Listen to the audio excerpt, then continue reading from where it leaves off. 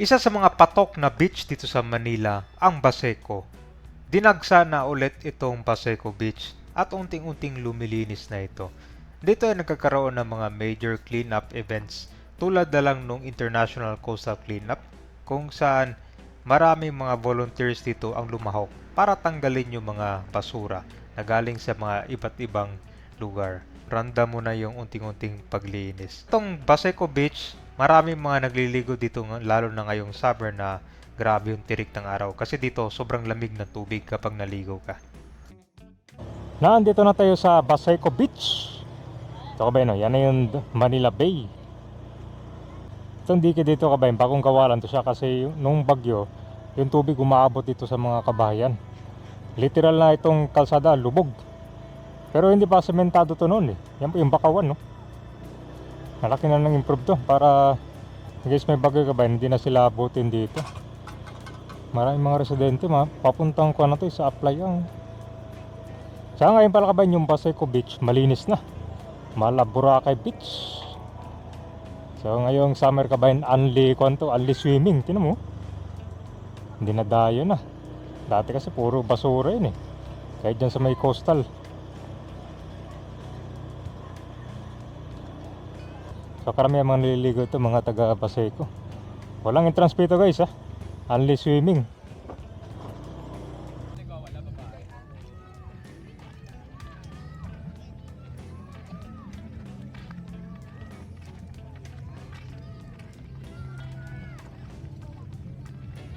Tanong mo na yung reclamation dito. Grabe oh. Mala isla na.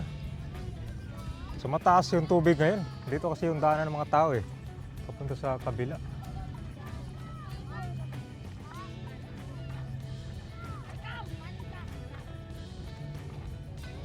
So guys, ito yung bakawan no. Yung gano'n. Only swimming na. Sa kabila, gano'n din? O sarado? Dito lang. Taas pala yung tubig yun. Ito sir, walang tubig to, di ba? Oo, walang tubig. Okay. Lumaki yung alam tao. Pupuno siya. Nabasa na dito ka ba yung napunta? Pakuan na rin to pa. Paibas na rin. Ito yung bakawan. Oo. Nung nakarang bagyo dito, sir, umabot ba yung bahan nyo dyan sa kalsada? Hindi naman. Wala.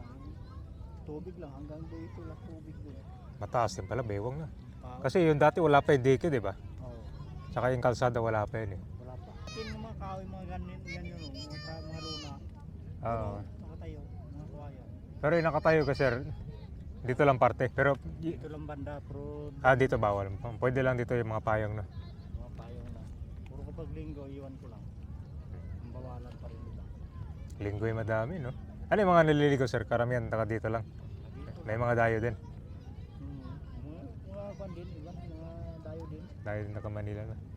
Ito yung malaki talaga kasi ngayon libre din yung swimming sa mga swimming pool dito, di ba? Pero kung gusto nyo malaki, dito dagat. Kapag ganitong init, tinangad kasi nila yung kwan mo, makapalamig sa katawan. Oo. Kaya maraming naliligo dito guys. Sa mga may libreng paligo din kasi dito sa swimming pool ng Manila. Malabig yung tubig oh. Talagang tanggal yung init dito. Oh. Basta yung itlog. Agoy. Agoy. Ayun na. Hindi, diretso ka. Ayan. Wala yung hindi ako sa akin. Lalim din pala tong daanan ng tubig guys oh. Sa konti, sa bakawan no. Basta mahirap maglaba boy.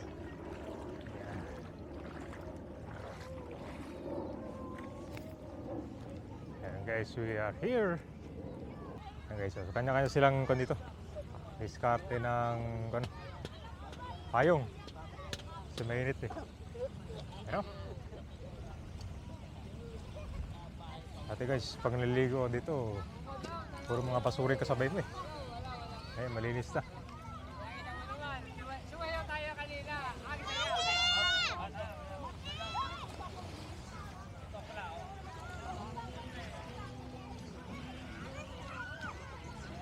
Punuan yan dito. Pag weekends. Lamig ng tubig eh. High tide ngayon, no? Pag low tide kasi guys, walang tubig yan dito.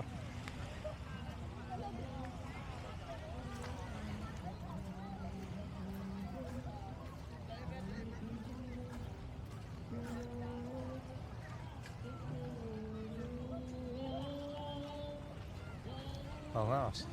Hindi mo makita yung breakwater ngayon eh. Taas yung tubig.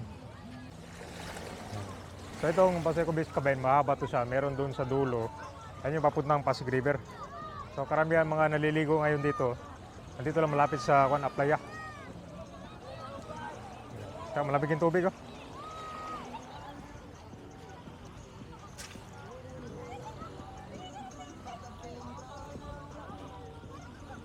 Kanto, Bakawan. Mataas yung tubig ngayon ah.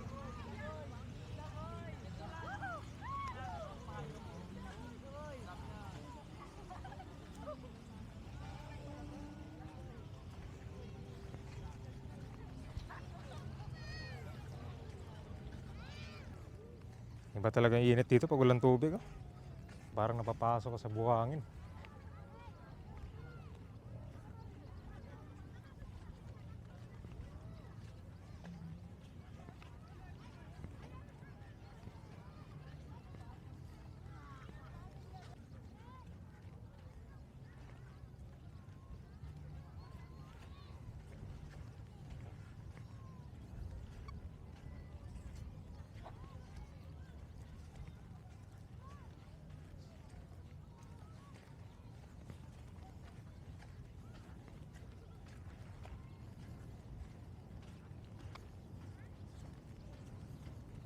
Hipon?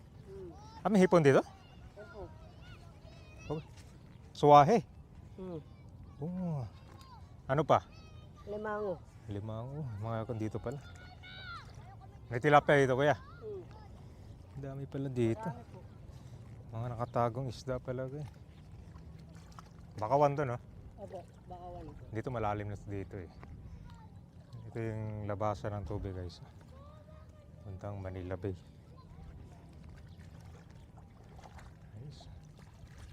Actually kung punuan talaga, kayang-kaya to dito hanggang dulo.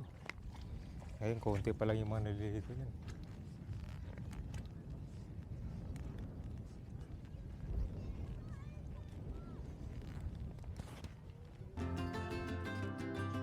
Yung paglinis dito sa Paseco Beach, tuloy-tuloy yan. Dahil araw-araw may mga basura na napupunta ito galing sa iba't ibang lugar. So ito yung mga river warriors. Sila yung mga nagsasagawa at naglinis ng Paseco. So madalas 2 beses sa isang linggo, layunin nito na kontrolin sa pagdami ng basura na inaanod. Yan yung galing sa Pasig River at Manila Bay.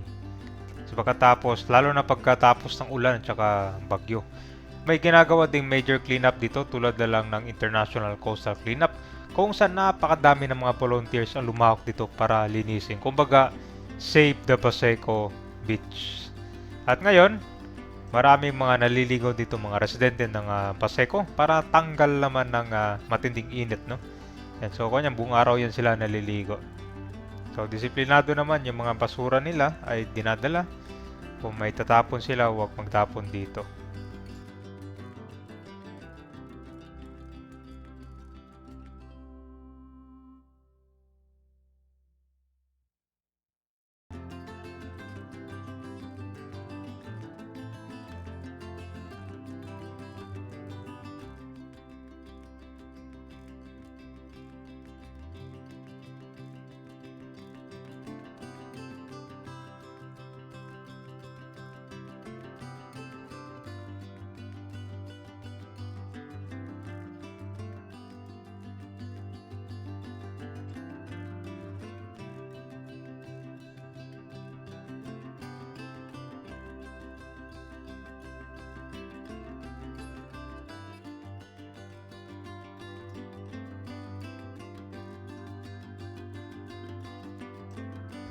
Ito yung papuntang Playa.